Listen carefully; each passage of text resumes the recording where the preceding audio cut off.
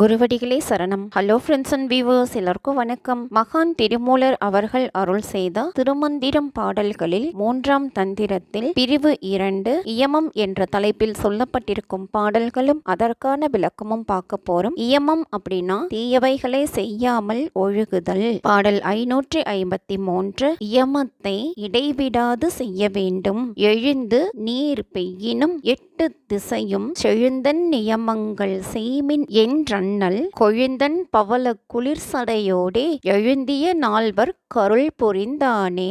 நீர் பெய்யினும் அப்படின்னா மழை பெய்தாலும், செய்மின் அப்படின்னா செய்யுங்கள், அண்ணல் அப்படின்னா சிவபெருமான், நால்வர் அப்படின்னா சனகர், சனந்தனர், சனாதனர், சனக்குமாரர், அழுந்திய அப்படின்னா பொருந்திய, 8 திக்குகளிலும் சூழ்ந்து மழை பெய்தாலும் குளிர்ச்சி அளிக்கும் இயமங்களை தவறாமல் செய்யுங்கள் என சிவபெருமான் கொழுவிய பவளம் போன்ற குளிர்ந்த சடையுடனே பொருந்திய சனகர் முதலிய முனிவர் நால்வர்க்கும் உரைத்து அருளினான். பாடல் 554 இயமத்தில் நிற்பவர் நீக்க வேண்டியவை கொல்லான் பொய்கூறான் களவு இலான் என் குணன் நல்லான் அடக்கம் உடையான் நடு செய்ய வல்லான் பகுத்து உண்பான் மாசு இலான் கல் காமம் இல்லான் இயமத்து இடை நின்றானே.